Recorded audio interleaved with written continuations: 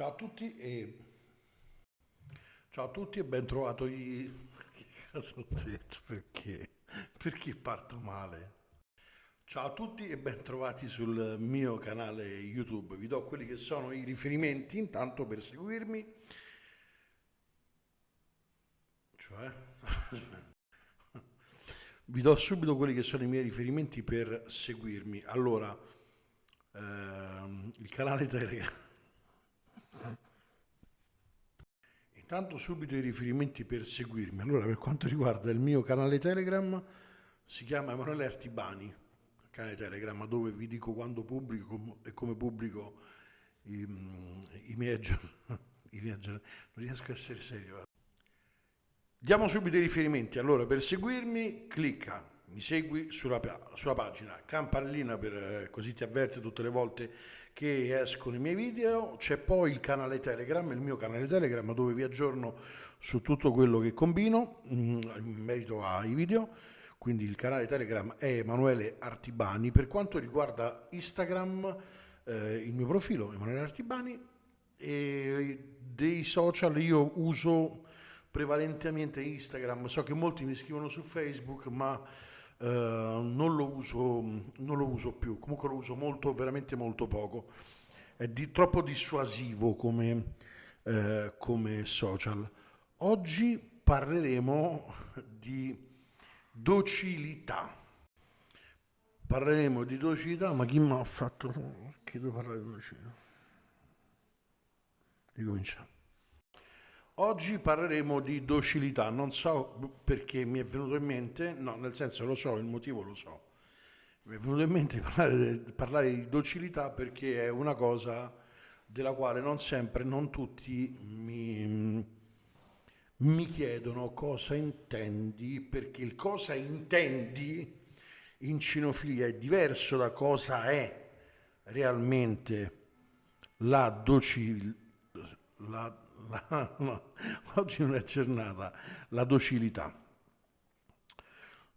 non è sempre nel significato della parola stessa che ora vi vado a leggere, così sappiamo, no? Prendiamo lo Zingarelli e leggiamo che cosa significa docilità.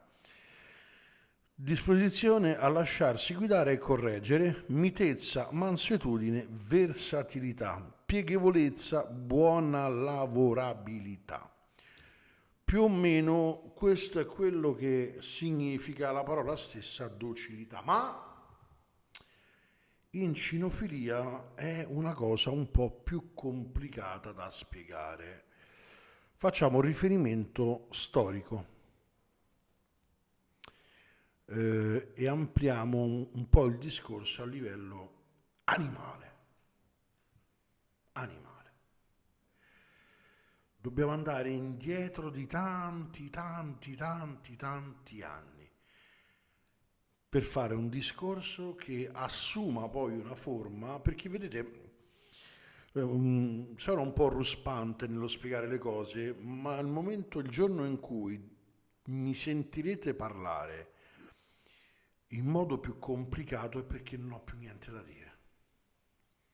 Quelli che parlano complicato generalmente nel mondo legato alla cinofilia è perché cercano di mettersi dietro una scrivania, o meglio no, cercano di salire in cattedra non stando neanche dietro una scrivania. Io credo che le cose debbano essere comprensibili ai più e non a qualcuno. Il discorso cinofilia secondo me deve essere inclusivo, no esclusivo. Altrimenti diventa quello che troppo spesso è un circoletto per pochi. Quando dico dobbiamo andare indietro, ma intendo proprio indietro, nel senso che su questa stessa storia si interrogano i ricercatori e la scienza. Per essere chiari, parliamo dell'Uru. L'Uru era quello che oggi sarebbe in qualche modo il progenitore delle attuali mucche, tori, vacche selezionati per alimentarci. Voi sapete che l'attuale mucca in natura non esisterebbe, no? Cioè, talmente vulnerabile che, insomma, nella sua versione naturale c'era questo bestione, l'uru, che intanto si trova raffigurato in grotte preistoriche, questo toro enorme, grosso, una cosa che era di una cattiveria incredibile. Era proprio cattivo, cioè era proprio cattivo per essere cattivo, era indomabile. Nulla a che vedere con la docilità attuale delle mucche, delle vacche, no? Che sembrano quasi degli zombie selezionati dall'uomo al fine di nutrire l'uomo. L'uru, c'è chi lo riporta all'età del bronzo, chi dice è stato addomesticato, chi la scienza dice che si è estinto, quindi si è estinto, quindi se lo dice la scienza si è di fatto estinto. Però è interessante il processo, cioè quello era un animale che non conosceva la docilità. La misura dell'uomo nell'età della pietra, stando a quelli che sono i dipinti nelle grotte preistoriche anche in Italia, misuravano il coraggio dei giovani uomini nella caccia a questo animale che era incredibilmente forte, duro, violento e tutto tranne che docile. In quel caso abbiamo un significato chiaro della docilità, cioè un animale che o uccidevi, punto, o non potevi allevare, altrimenti l'avrebbero allevato.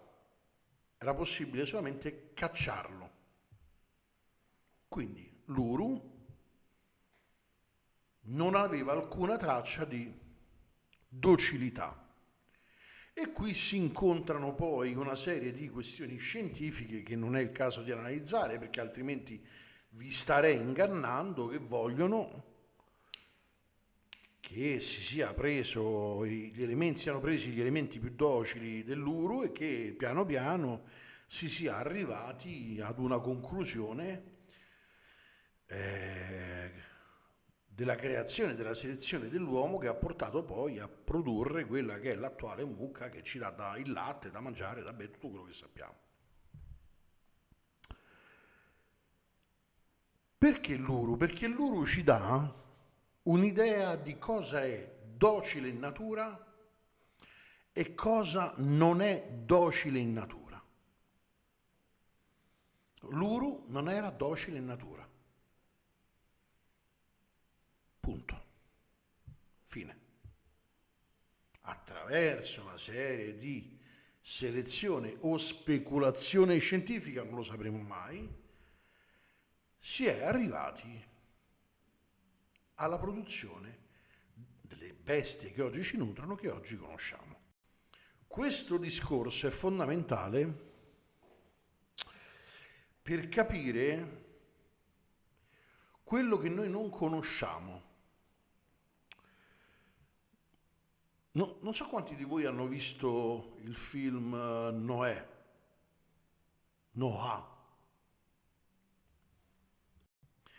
che è un adattamento cinematografico della Genesi. In una di quelle scene si vede un protocane, sì, piumato, semipiumato.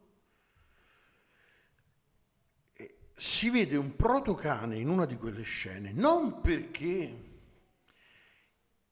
i cani non vadano così a ritroso nel tempo, i cani vanno così a ritroso nel tempo, e ne abbiamo traccia storica dalla notte dei tempi.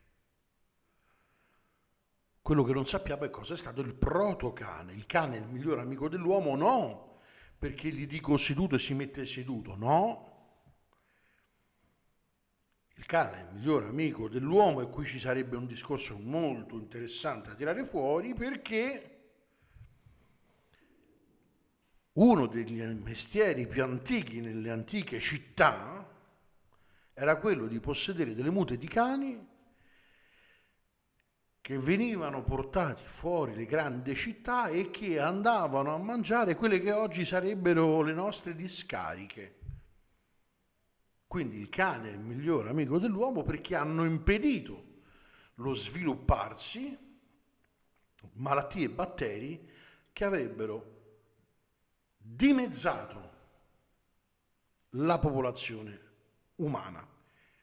Questo dalla notte dei tempi. E qua dovrei aprire una parentesi, che è un atto dovuto. Posso anche farlo, tanto oggi è un video di Natale, sul perché i cani nella Genesi vengono trattati in un determinato modo ogni volta sulla Bibbia che vengono nominati. E allora vediamo come vengono trattati i cani in quasi tutti i testi sacri. Prendiamo la Sacra Bibbia. Siamo all'Esodo.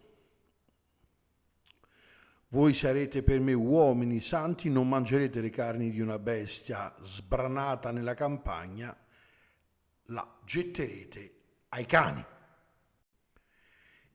Siamo al capitolo 14, Re. I cani divoreranno quanti della casa di Geroboamo e moriranno in città.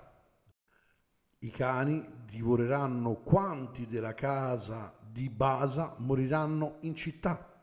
Capitolo 21. I cani lambiranno anche il tuo sangue. Il Signore dice: i cani divoreranno Gebazele nel campo di Israele. E ancora, in città li divoreranno i cani. Lavavano le prostitute e i cani leccarono il loro sangue. Stessa Gebaele sarà divorata dai cani.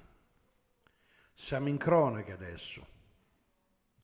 Chiedo scusa, nei Salmi: un branco di cani mi circonda, mi assedia una banda di malvagi. A sera e ringhiano come i cani, si aggirano per la città. E la lingua dei tuoi cani riceva la sua parte tra i nemici. Sono tutti cani muti, incapaci di abbaiare, sonnecchiano accovacciati, amano appisolarsi, ma tali cani avidi che non sanno saziarsi. La spada per ucciderli, i cani per sbranarli. Perfino i cani venivano a leccare le sue piaghe. Apocalisse: fuori i cani, i fattucchieri, gli immorali, gli omicidi, gli idolatri e chiunque ama e pratica la menzogna. Se tutto questo può dare diverse interpretazioni dell'uso dei cani nella Bibbia, che non è semplice, però ci dice che già nella Bibbia, che per molti è una religione, per altri è una testimonianza storica, in qualunque caso è un libro sacro, quindi nel rispetto di tutti non lo tocchiamo, anche se alle mie spalle ho un libro fotografico di Stephen King. Io sono sempre per il non mettere mettere le cose nel loro giusto posto senza offendere nessuno. Però che cosa ci testimonia la Bibbia? Che il cane c'è sempre stato e è sempre stato il miglior amico dell'uomo ed è sempre stato utile, perché ci sono riferimenti storici e riferimenti religiosi. Non entro nei riferimenti religiosi perché meriterebbe altri 18 video sull'argomento e dovrei parlarne e cambiare atteggiamento anche su tutto questo, ma visto che siamo in toni natalizi, magari me la evito e ne parleremo più avanti. Però la Bibbia bisogna studiarla per poi, senza sfarfallare come fa qualcuno su internet, cercare di capire cosa c'è scritto e limitarsi a... Ma vabbè, andiamo avanti. Sappiamo che il ruolo dei cani storicamente era quello che relega il cane a ripulire le città, e sappiamo che in linea di massima questo lo fa anche nei testi sacri, no? Cioè affinché non resti traccia di qualcosa di organico che può poi diventare, affinché non resti traccia di qualcosa di organico, datelo ai cani. E qui ci saranno le diverse interpretazioni. Lascio a voi le interpretazioni, vi prego di non scrivere cose che hanno a che fare con il cielo, perché è una cosa che mi dà molto fastidio. Chi lo tocca mi dà veramente fastidio. È evidente che da quel tempo ad oggi i cani sono cambiati, no? Io credo che su questo, dal protocane del film Noah al cane che porta una mano nell'antica Roma a Vespasiano e lui lì capisce che c'è bisogno di più mute di cane e di più igiene, infatti inventerà il Vespasiano, per il quale viene ricordato il bagno pubblico, perché capisce che c'era troppa sporcizia nella città. Alle citazioni nella Bibbia noi sappiamo che il cane è il miglior amico dell'uomo, perché ha sempre svolto comunque dei lavori per il suo sviluppo incredibilmente, insindacalmente utile, piaccia o no. Piaccia o no. E attenzione, non ho parlato di lupi,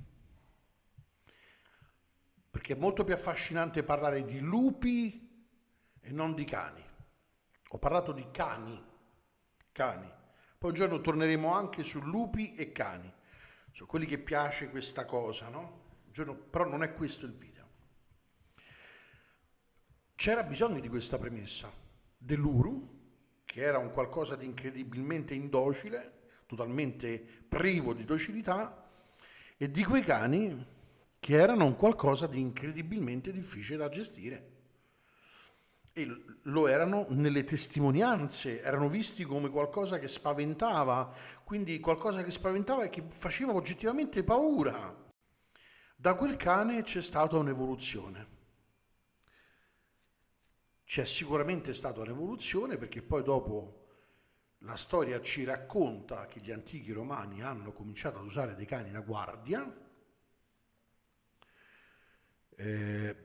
anche se c'è traccia già da prima, quindi diventa difficile, perché ora abbiamo trovato si sta riscrivendo la storia, no?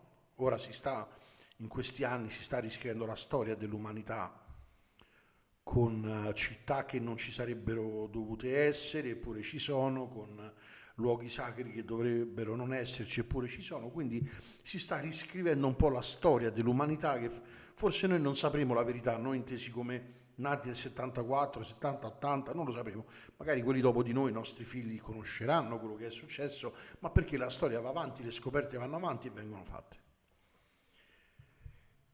Voi direte, ma lui sta facendo questo video così lungo, ma perché? Intanto perché mi piace farlo. Ogni tanto, soprattutto sotto Natale, mi piace regalarmelo un video che parla di queste cose. Poi se va a noi andate oltre, ma che ve frega.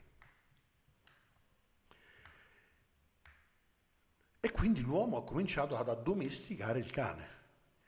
Il problema è che cosa si intende per addomesticare un cane e cosa si intende per docilità. Ora, e vado al punto direttamente. Docilità, in teoria, è qualcuno che gli chiedi di fare qualcosa e nel rapporto uomo-cane lo vediamo nei professionisti del settore, non tutti, ma sono sicuro che su questo molti mi troveranno d'accordo.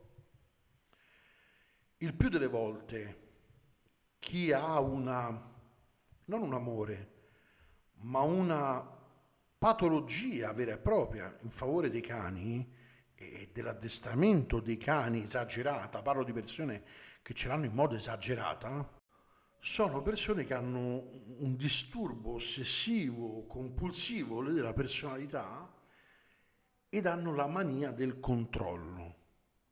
E lo vedete anche nei social, no? Cioè sono quelli che appena tu dici una cosa che esce dall'ordinario di quello che è un loro punto di vista, vanno ai pazzi e gridano al lupo al lupo. Sono persone maniache del controllo, è un'ossessione maniaco-compulsiva che hanno. E questo è un atteggiamento che storicamente si riscontra spesso. Perché si litiga spesso nel mondo dei cani, della cinofilia? Perché c'è questo atteggiamento che se tu dici seduto al cane, mentalmente il rapporto uomo-cane è sempre un rapporto impari, no? Ed una persona abituata ad avere sempre ragione dà epete del seduto ed è maniacale. Seduto, plaz, terra, fus, è sempre, no? Il rapporto, quando non riesci a controllarlo, questo tipo di rapporto, è un disturbo ossessivo compulsivo che ha dei segnali che potete studiare che sono facilmente riconoscibili nelle persone. Non in tutti, ma in molti. D'altronde lo è proprio la natura stessa della passione per l'addestramento che può portarti a determinate cose. E non posso parlare di docilità in cinofilia senza mettere obbligatoriamente tutto questo dentro. Perché la docilità nel cane, al di là di quanto scritto in tutti i libri, e poi se me lo chiedete ne parleremo, cioè se volete un video dei cani nella Bibbia ne parliamo, negli altri testi sacri ne parliamo, perché viene nominato spesso in molti testi sacri, avremo modo di parlarne, però se volete me lo scrivete nel video. La docilità nel cane è un indice che va tra A e B, facendo finta che A e B fossero un'asta, perfettamente che piena in linea quest'asta e che non penda né dalla parte della sottomissione né dalla parte dell'ingestibilità. È un perfetto equilibrio. Perché? Perché se per docilità intendiamo un cane che fa quello che gli chiediamo perché da una parte di un suo ragionamento lo fa in sottomissione, abbiamo perso tutte le caratteristiche del cane stesso. Se un cane non fa quello che gli chiediamo, non abbiamo mai guadagnato quelle caratteristiche. È qui che entra in ballo l'addestramento del cane che ti offre un indice perfetto di docilità. Perché mentre in altri animali come il cavallo la docilità è fino a... Nel cane non fai la doma. Una volta domato il cavallo poi resta così. No. Il cane deve andare, lo devi portare ad eseguire con voglia un'imposizione. Perché lui sa già stare seduto, ma tu gli stai dicendo di mettersi seduto. A lui non gliene frega niente mettersi seduto. Sei tu che glielo stai chiedendo. E allora tu gli stai chiedendo di mettersi seduto con allegria, quindi di accettare con allegria di mettersi seduto. Questa è docilità? Accettare un comando sottomesso è docilità? Accettare un comando scodinzolando è docilità? Secondo molti sì, secondo me no. Secondo me la docilità di un cane è un mondo che può essere sintetizzato con due parole, quelle che vi ho detto all'inizio, o altrimenti un punto di definizione che deve essere ancora mutuato, che deve essere ancora, meglio ancora, che deve essere ancora stabilito.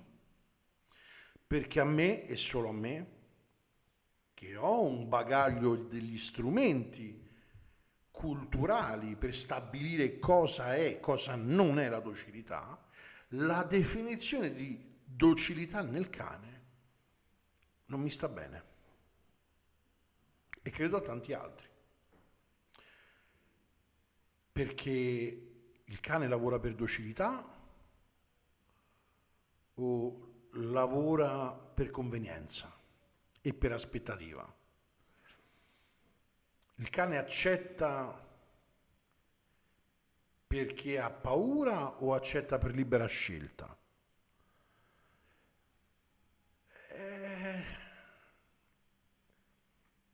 È difficile da stabilire, perché secondo questo criterio il cane docile lo sono tutti. Tutti i cani sono docili allo stesso modo, ma quando incontri un cane più duro e lo devi lavorare in modo più duro, quel cane sarà meno docile. No, il cane è docile allo stesso modo, semplicemente è più duro. E questo annullerebbe il ragionamento sulla docilità. E dato che quando io non ho delle risposte, non ho paura di dirlo, io non lo so. Cioè, qual è la definizione esatta della parola docilità? Vedendo come vengono lavorati i diversi cani, a me sfugge. Perché potrei dirti, quella non è docilità, quella è sottomissione, quella è coercizione, quella è accettazione, tutto è tranne che docilità. Non è una definizione così netta da poter esprimere con tanta semplicità o, come dire, disinvoltura. Già so che sarà argomento di dibattito, non entro nel merito, anche perché resto della mia opinione. Già ho sentito tutte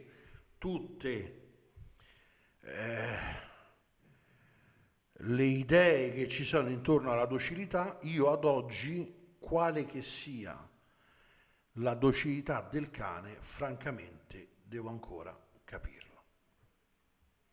Siamo sotto Natale, vi auguro buon Natale, grazie a chi si è iscritto al canale, grazie mille alle persone che il canale lo sostengono.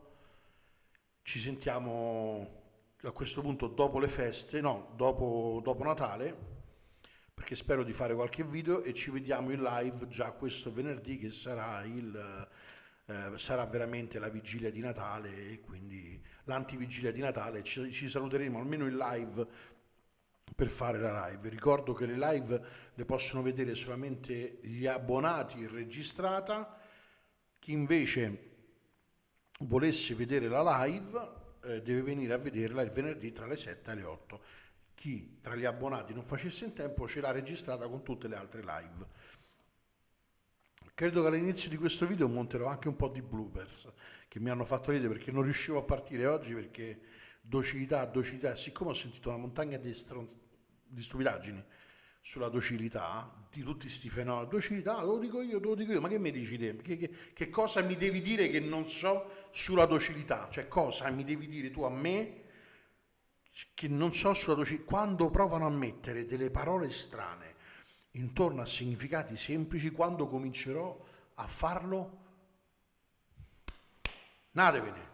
Quando cominciano a fare, quando cominciano a dire no perché la docilità, oppure al contrario, vogliono dare una spiegazione semplice a qualcosa che non può avere per sua stessa natura.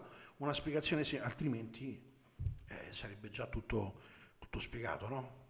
Sarebbe già tutto fatto.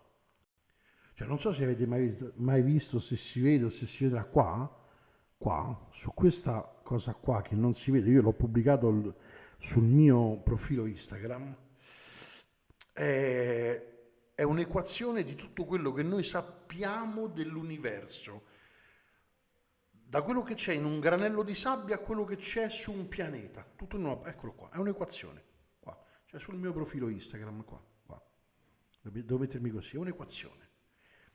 Quindi sappiamo tutto quello che è successo, il problema è spiegare perché esiste quella cosa, come esiste, perché e come è fatta. Ecco, quindi il significato di docilità lo conosciamo tutti, è scritto dappertutto, è spiegarlo, è spiegare l'equilibrio, che è un'altra cosa che c'è tra una cosa docile e una cosa non docile. Il protocane sicuramente non era un animale docile, il cane di oggi sicuramente è un cane docile, però il cane di oggi è un cane che può anche eseguire dei lavori. Tutto qua. Vi auguro un buon Natale, se vi è piaciuto cliccate mi piace al video, se non vi è piaciuto cambiate canale, non vi obbliga nessuno. Ciao a tutti e grazie agli abbonati soprattutto. Buon Natale, buon Natale!